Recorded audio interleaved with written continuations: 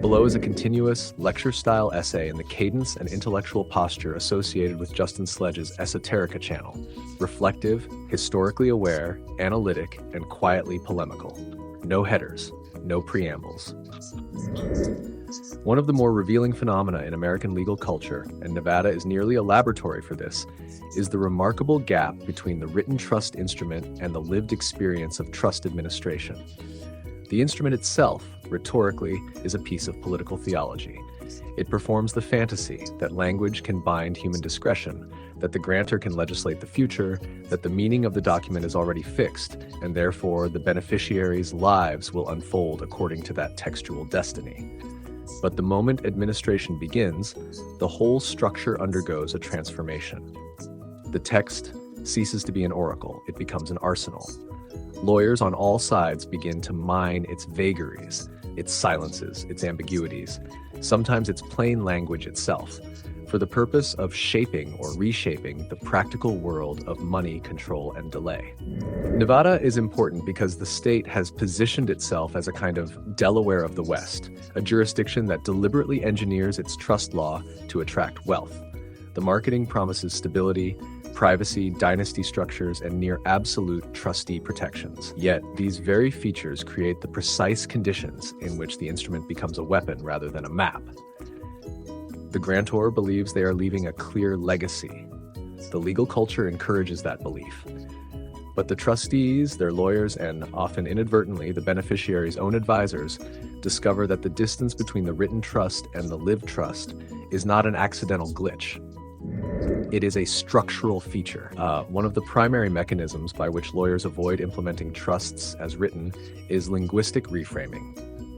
A term such as support, health, or maintenance looks straightforward to the lay reader. But in Nevada practice, these terms immediately trigger competing interpretive traditions. A trustee attorney can cite a line of Nevada cases defining discretion so broadly that even mandatory language becomes a kind of soft suggestion. A beneficiary attorney might counter with restatement commentary, arguing that discretion has limits and that a standard of reasonableness must be imputed. What emerges is not the enforcement of the grantor's language, but the performance of a jurisprudential negotiation. The trust becomes a field upon which competing professional discourses battle for ascendancy.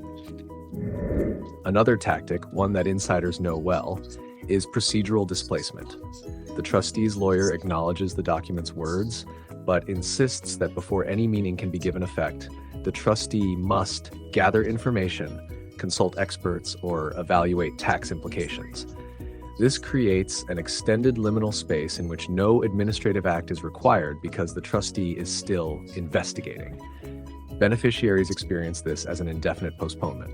Grantors do not foresee this because the sales pitch of the estate planning process never includes the lived possibility of permanent delay. But delay is a tool. Delay shifts power. And under Nevada law, with its strong protections for trustees, delay is almost always cost-free for the trustee and deeply costly for everyone else. There is also a subtler move, doctrinal substitution. The trust instrument may contain explicit directions: make a distribution, forgive a loan, equalize shares, provide accounting transparency, but a trustee's attorney can invoke the separate doctrine of fiduciary prudence to argue that the text's literal instruction actually conflicts with the trustee's higher obligation to act in the best interest of all beneficiaries. In this inversion, the trustee is no longer following the document. The trustee is following the lawyer's hermeneutic of prudence, which is, in practice, whatever the lawyer says it is. The document is conscripted into a secondary role. The professional discourse of fiduciary prudence becomes primary. It is a displacement of authority that operates under the guise of fidelity. Nevada also enables a more structural tactic, the discretionary shield. Trustees are routinely advised to characterize nearly every action as discretionary.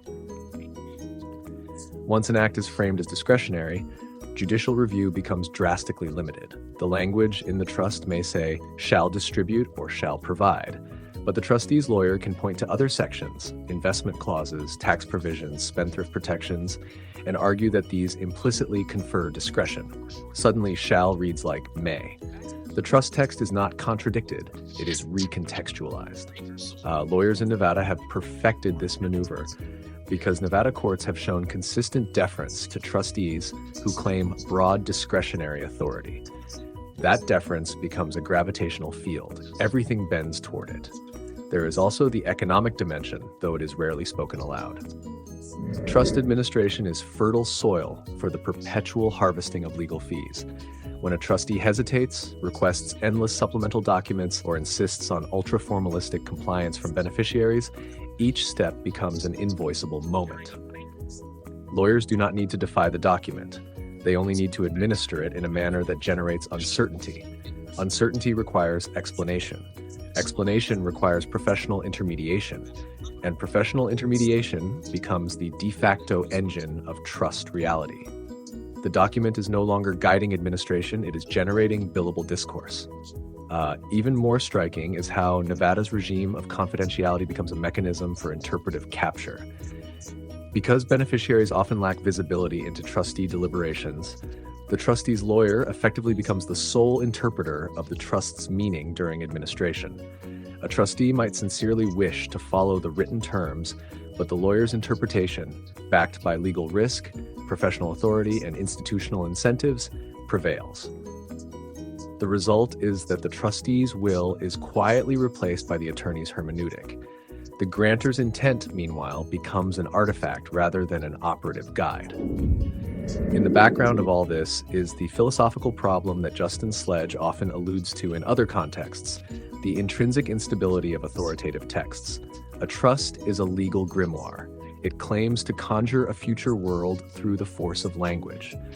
But like all grimoires, its power depends entirely on the interpretive guild that manages it. The text cannot enforce itself. The institutions of power, the courts, the trustees, the lawyers, provide the force that animates the document. And those institutions have their own incentives, histories, and internal language games. The gulf between what the grantor imagines and what the system delivers emerges precisely from this difference. The trust is not administered according to the text. It is administered according to the interpretive practices of the professional class. The final irony is that litigating the meaning of the document often reinforces the very evasions it seeks to challenge. Once a dispute begins, lawyers argue not about what the text says, but about whether a court can second-guess discretionary decisions, whether a trustee acted in good faith, whether ambiguity demands construction, whether extrinsic evidence is admissible. The text recedes further into the background. The courtroom becomes a theater of meta-interpretation. The trust instrument, once advertised as a self-enforcing plan, becomes a prop in a larger jurisprudential performance. In Nevada, perhaps more distinctly than anywhere else in the United States, the trust document is not an operational blueprint. It is a symbolic artifact, a marketing device, a promise made to the dead and the living alike. But the true life of the trust, the administration, the delays, the disputes, the discretionary claims, the procedural reframings, unfolds in a different language game. And that game belongs not to the grantor, not to the beneficiaries, but to the lawyers who mediate the distance between text and power.